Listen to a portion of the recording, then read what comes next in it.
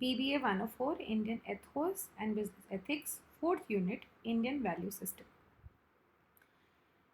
Before starting this unit, let's first understand what are values. According to James McGregor, values are principles, standards, or motivations that help us make judgments and choices.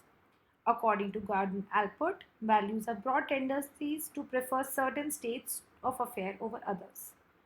James Champy, in his book Reengineering Management, the mandate for new leadership simply states values as the connection between what we feel and what we do.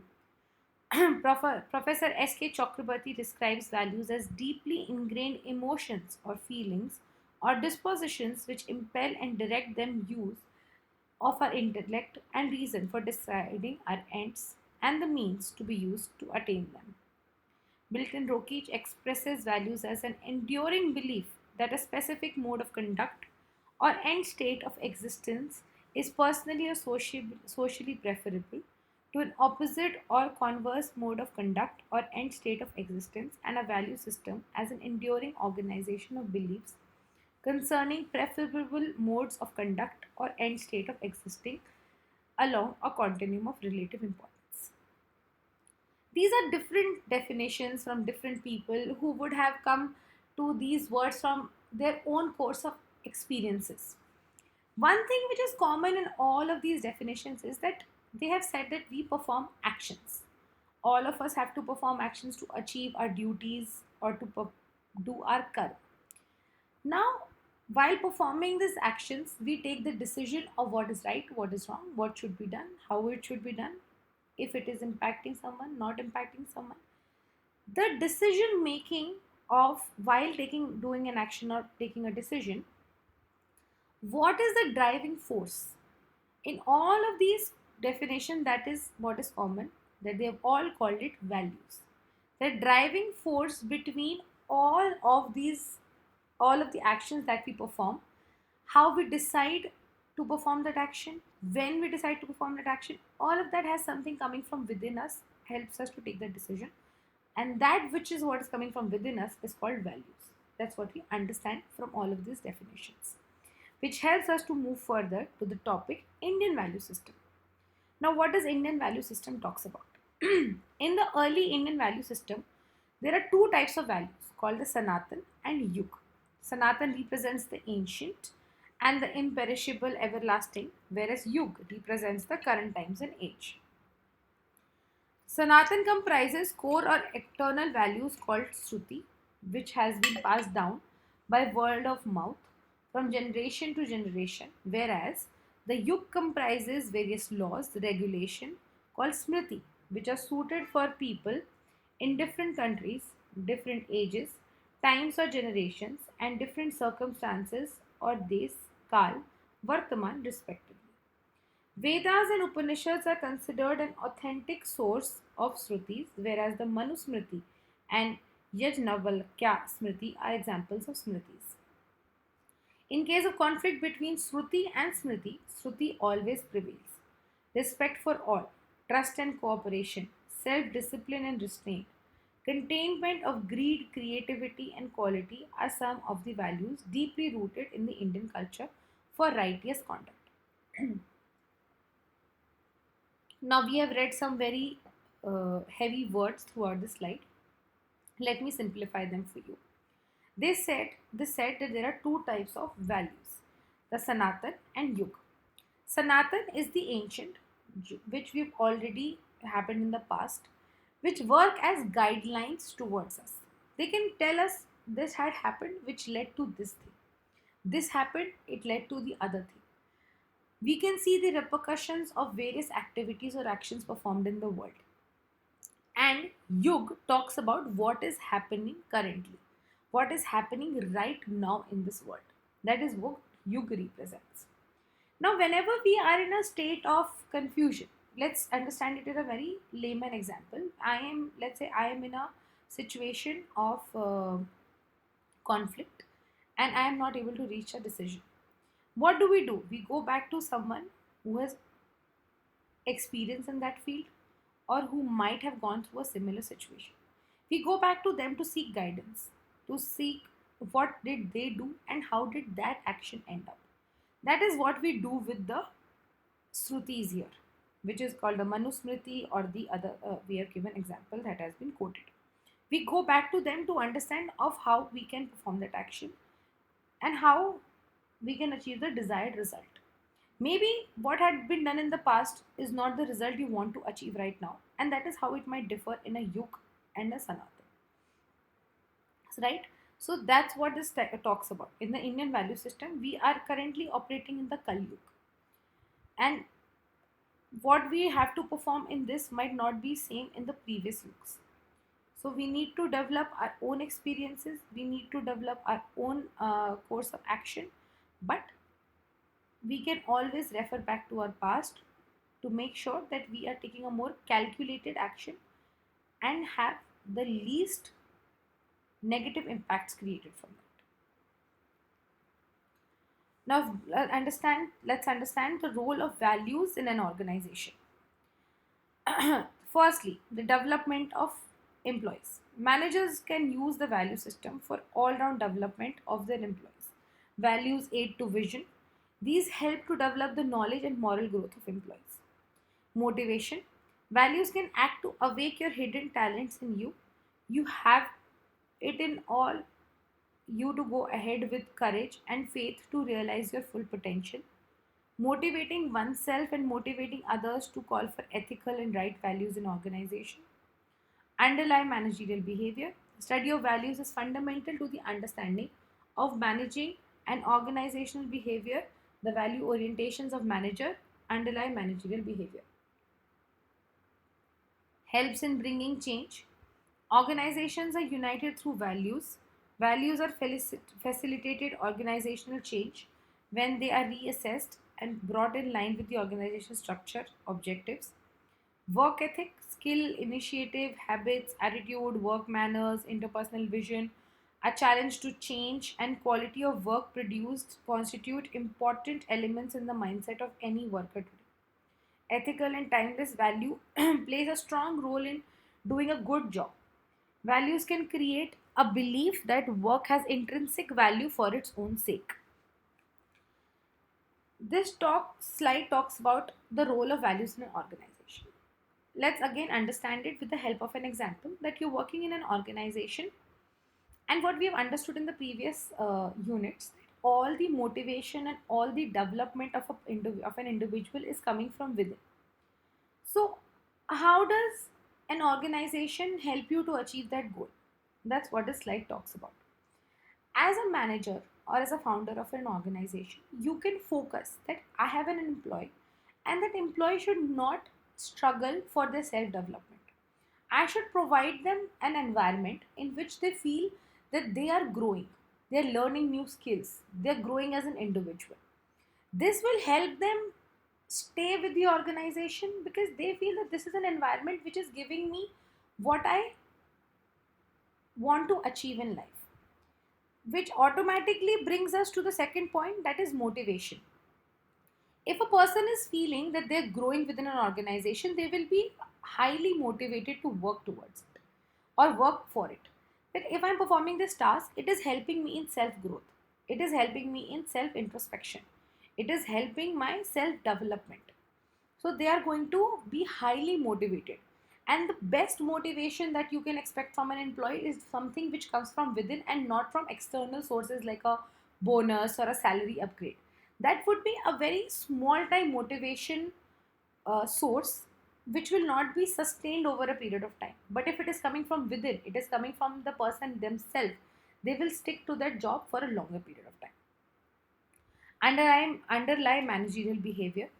So, when you're managing different people in an organization, you cannot treat all of them alike. Everyone has a different value system, everybody has a different way of motivation.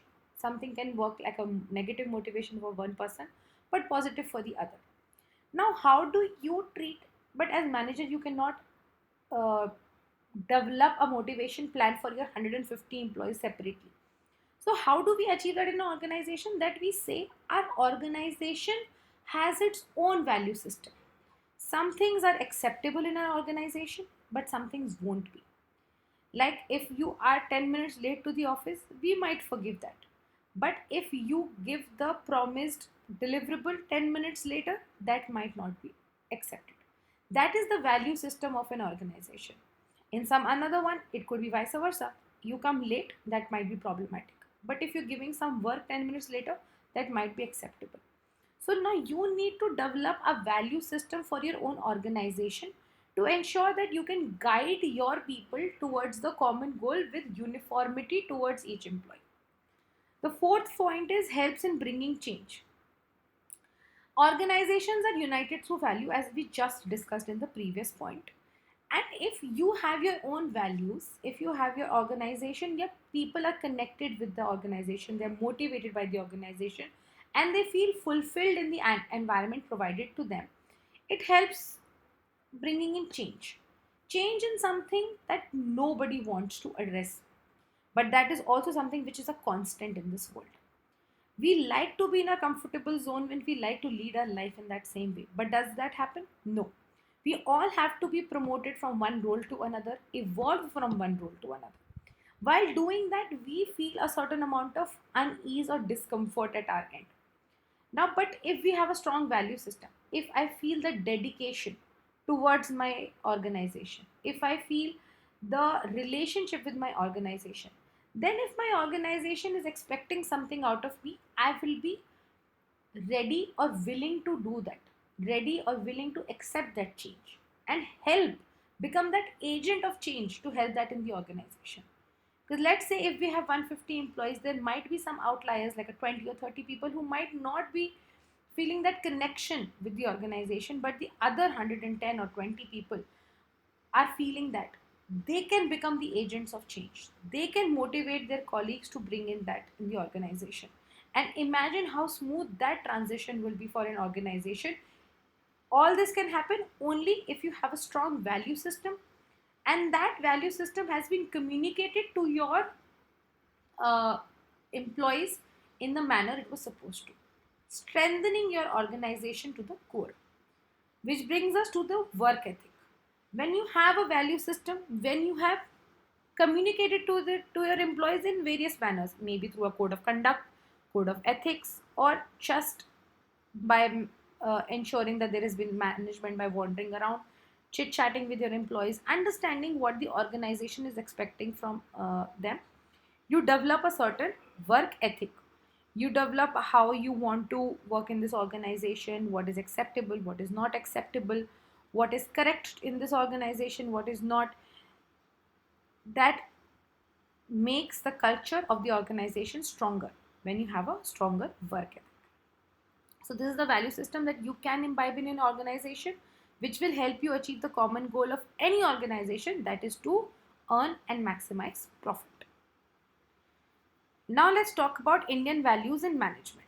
We had discussed this in the previous unit also, that there is an Indian system of philosophy of management, ethos and values that has been existing in this world for centuries.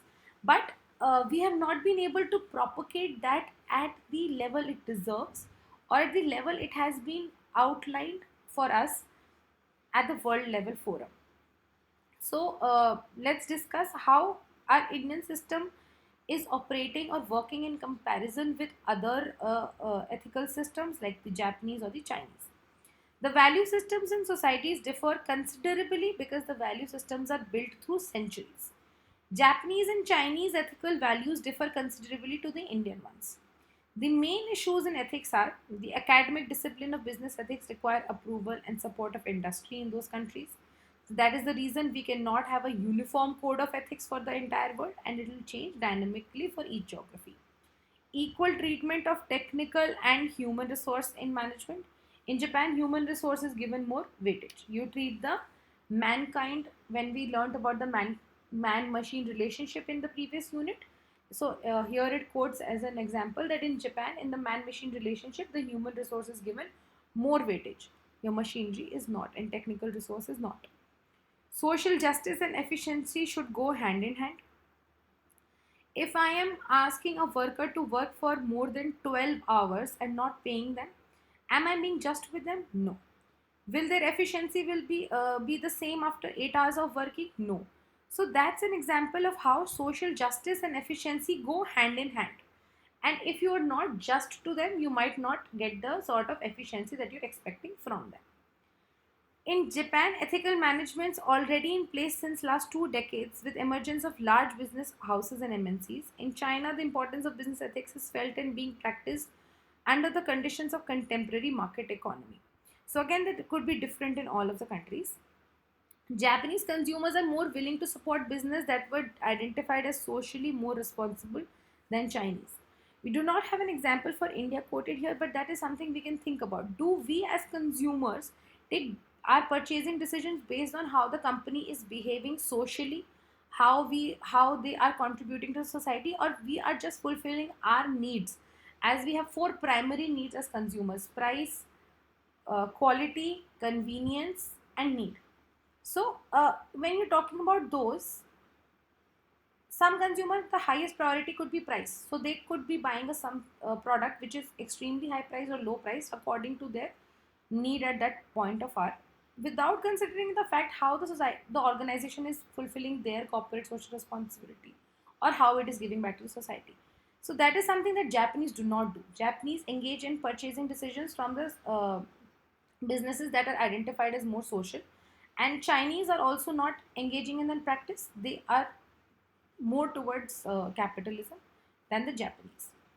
Chinese value economic aspects of business organization, whereas Japanese consider more about business conforming to legal and ethical standards, like we discussed just now. The culture has profound base of on ethical management in each country. So it's not like any of the countries is lacking in any value system or ethical base. It's just that some operate on certain values at a higher extent than the other one.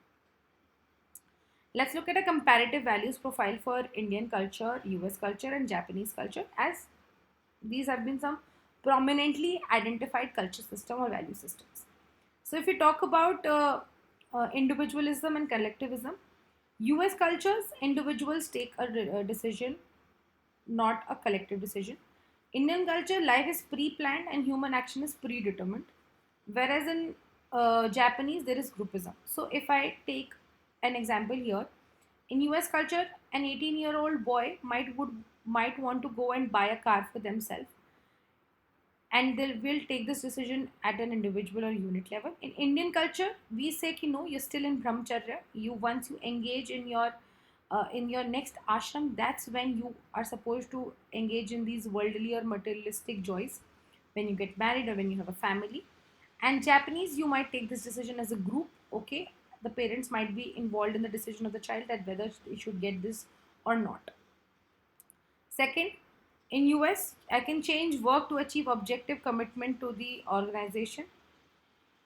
Again, in Indian, the need to adjust human action is predetermined, and in Japan, there is homogeneity. US, they change according to the need of the organization. Indian culture, we have the need specified and predetermined for the person, and in Japanese culture, this decision is taken as a group. US citizen culture, data-based decisions are taken, which are healthy. Indian culture, as we had discussed, that in this particular unit, that we go back to our smritis to get wisdom from the past experiences. And in Japanese, there is Confucian ethics at that point of time, what they take the decision to. In US culture, you can disagree without being disagreeable. That is, you can have a conversation and say that I do not confirm with you on this thought process. And that does not make you disagreeable. And you're just saying that I do not agree with you in this particular matter. In Indian culture, there is deference to age and seniority, suppression of negative feelings. In Indian culture, we say ki if my father is asking me to do this, I should not disagree because he is senior to me, he has more experience to me, even if they do not agree completely and thoroughly with that.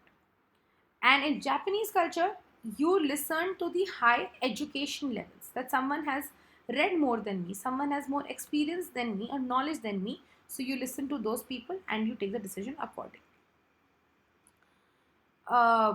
In US culture, you have Protestant ethic, that is that you operate as an individual. Indian culture, you have joint families and authoritarian values, that the person who is eldest in the family will be taking the decision and has to be followed by all of the other generation. And Japanese, you have the society values. There you say that and they are more conforming towards their social responsibilities. So they say I have to perform every action which is giving back to the society and fulfilling the society values. Then US culture talks about authentic collaboration, and Indian culture talks about self-realization. That you need to understand what you want from within, and you need to perform your actions accordingly. That's all we have for this unit. Hope we understand the Indian value system and from where it is coming, the Sanatans and the Yugs, the past and the present, what values are we trying to imbibe, and how it is different from the other countries and their value system. Thank you.